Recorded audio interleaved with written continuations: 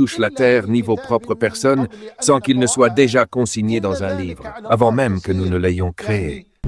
Sache que tout être humain sur cette terre sera forcément éprouvé, quelle que soit sa religion, son appartenance ou sa croyance. Ô toi qui es éprouvé, rassure-toi et ne sois pas triste, car ce bas monde est une demeure d'épreuve, un creuset d'examen, une terre de tristesse, de labeur et de fatigue. Allah dit, nous avons certes créé l'homme dans la peine. Il est impossible pour quiconque de vivre dans cette vie une joie parfaite ou de goûter un repos complet, même s'il possède richesse, prestige ou bien matériel. Il y aura toujours douleur et espoir, tristesse et joie, difficulté et aisance, santé et maladie. Ces 8 choses touchent toute l'humanité. Chaque être humain y sera confronté. Bonheur et tristesse, réunion et séparation, facilité et difficulté, maladie et guérison. Telle est la nature de la vie.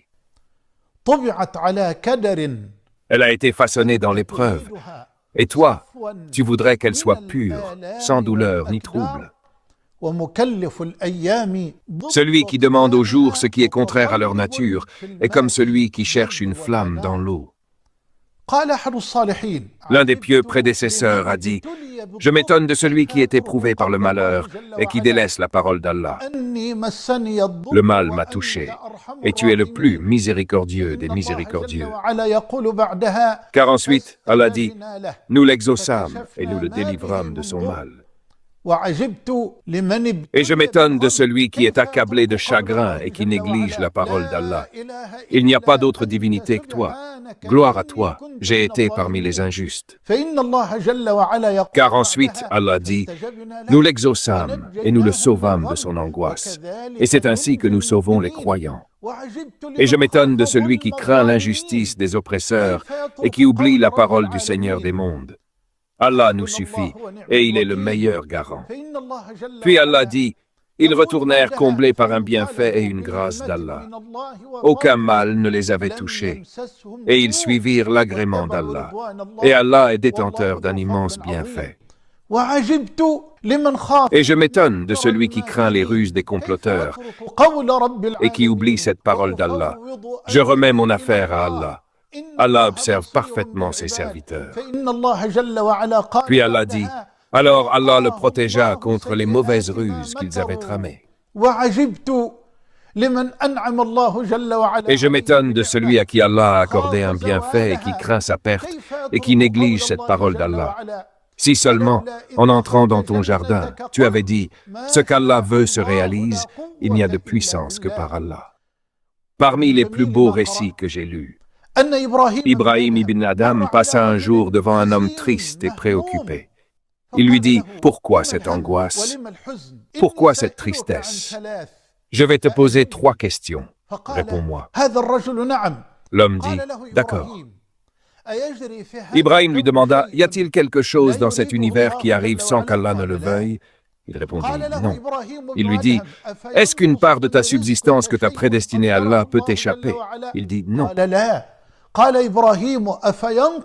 Il lui demanda, « Est-ce qu'un seul instant de ta vie que t'as écrit Allah peut te manquer? » Il répondit, « Non. » Alors Ibrahim lui dit, « Pourquoi alors l'angoisse? Pourquoi donc la tristesse? Si tu as traversé un mois difficile, sache qu'une facilité t'a accompagné durant des années. Et si la détresse t'a touché quelques jours, sache que le bienfait t'a couvert durant des années. Sache que tout être humain sur cette terre sera forcément éprouvé, quelle que soit sa religion, son appartenance ou sa croyance. Mais les âmes diffèrent selon leur foi et leur ambition. Tous les hommes sont atteints soit par la perte d'un bien-aimé, soit par l'apparition d'un mal. C'est une vérité. Allah dit, il n'y a pas de malheur qui touche la terre ni vos propres personnes sans qu'il ne soit déjà consigné dans un livre, avant même que nous ne l'ayons créé. Cela est facile pour Allah. Il s'agit donc de maladies, douleurs, chagrins, tristesse, souffrance, épreuves, tribulations, manques, pandémies, virus, épreuves dans les âmes et les récoltes. Tout cela est inscrit dans un livre auprès du Seigneur des cieux et de la terre, avant même qu'Allah ne crée les créatures. Cela est facile pour Allah. Quel est le but? Quelle est la sagesse? Afin que vous ne vous affligiez pas pour ce qui vous a échappé et que vous vous réjouissiez de ce qu'il vous a donné. Et Allah n'aime pas tout arrogant plein de glorioles. Le prophète, paix et bénédiction d'Allah sur lui, dit, comme rapporté dans Sahih Muslim, Allah a prédestiné les destins des créatures 50 000 ans avant de créer les cieux et la terre, et son trône était sur l'eau. Et si quelqu'un devait être épargné de la tristesse, du chagrin et des épreuves, ce seraient les messagers et les prophètes. C'est pourquoi, parmi les premières paroles des gens du paradis, lorsqu'Allah les honorera en leur permettant d'y entrer, ils diront « Louange à Allah qui a écarté de nous la tristesse. Notre Seigneur est certes pardonneur et très reconnaissant. » Oui, par Allah, il n'y a pas de divinité en dehors de lui. Même si tu vivais dans des palais, et possédait des biens et des demeures, et parcourait la terre, les cieux et les mers, tu ne goûterais jamais au vrai bonheur et à la joie sincère, sauf dans l'obéissance au Tout-Puissant, au Pardonneur. Alors, quelle est la cause de ton chagrin et de ta tristesse? Arrête-toi un instant pour identifier le remède. Es-tu préoccupé ou attristé par une maladie qui t'a touché? Sois rassuré. Où es-tu de la parole d'Allah? Et quand je suis malade, c'est lui qui me guérit. Où es-tu de la parole de notre Maître, le messager d'Allah? Paix et bénédiction d'Allah sur lui. Étonnant est le cas du croyant. Toute sa situation est un bien pour lui. Et cela n'est le cas que pour le croyant. S'il lui arrive un bien, il remercie, et c'est un bien pour lui. Et s'il lui arrive un mal, il patiente, et c'est un bien pour lui. Et si la cause de ton chagrin et de ta peine est un péché que tu as commis, même s'il s'agit d'un grand péché, alors où es-tu de cette parole d'Allah? Dis, ô mes serviteurs qui avez commis des excès à votre propre détriment, ne désespérez pas de la miséricorde d'Allah. Certes, Allah pardonne tous les péchés. Il est lui, le pardonneur, le très miséricordieux. Et où es-tu de la parole de notre Maître, le messager d'Allah? Paix et bénédiction d'Allah sur lui. Allah étend sa main la nuit pour que le pécheur du jour se repente, et il étend sa main le jour pour que le pécheur de la nuit se repente, et cela jusqu'à ce que le soleil se lève de son couchant.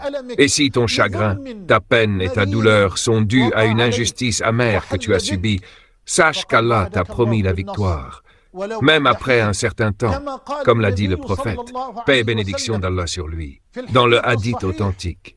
Prends garde à l'invocation de l'opprimé, car il n'y a aucun voile entre elle et Allah. Allah l'élève au-dessus des nuages et dit, par ma puissance et ma majesté, je te soutiendrai, même après un certain temps. Et il a même promis la destruction des injustes dans ce monde et le châtiment dans l'au-delà. Allah a dit, et nous ne détruisons pas les cités tant que leurs habitants ne sont pas injustes. Et il a dit, nous avons préparé pour les injustes un feu dont les flammes les cerneront. Et s'ils implorent à boire, on leur donnera une eau semblable à du métal en fusion qui brûlera les visages. Quel détestable breuvage et quel affreux lieu de repos. Et si ton chagrin, ta douleur, ta tristesse et ton épreuve proviennent de la peur, de la pauvreté, du manque d'argent ou de subsistance, ou encore parce que tu as perdu un être cher ou précieux à ton cœur, alors sois patient et reçois la bonne nouvelle d'Allah. Sois patient et reçois la bonne nouvelle d'Allah, le majestueux et le très haut. Nous vous éprouverons par un peu de peur, de faim, de diminution de biens, de personnes et de fruits. Et fais la bonne annonce aux endurants, ceux qui, lorsqu'un malheur les frappe, disent « Certes, nous appartenons à Allah, et c'est à lui que nous retournons. » Ceux-là recevront des bénédictions de leur Seigneur et une miséricorde. Et ce sont eux les bien guidés. Mon cher frère, ma noble sœur, réfléchissons tous ensemble. Tout ce qui se passe actuellement et tout ce qui arrive n'est qu'un décret qui s'accomplit. Et l'ordre appartient entièrement à Allah. Investis donc ta journée dans une œuvre pour la religion ou pour ta vie terrestre. Ne te tourne vers le passé que dans la mesure où il peut t'enseigner une leçon et avance résolument sur le chemin de la réussite, du bien et du salut. L'épreuve, mes frères, fait partie intégrante de la vie. Elle n'épargne ni le riche ni le pauvre, ni le roi ni le serviteur, ni le gouvernant ni le gouverné, ni le prophète envoyé, ni le savant sincère. Allah dit, nous avons certes créé l'homme dans la peine. Mon frère, ne panique pas, ne te lamente pas. L'angoisse finira par disparaître, la tristesse par s'en aller et la détresse par s'estomper. Telle est la promesse d'Allah, et Allah ne manque jamais à sa promesse. À côté de la difficulté est certes une facilité.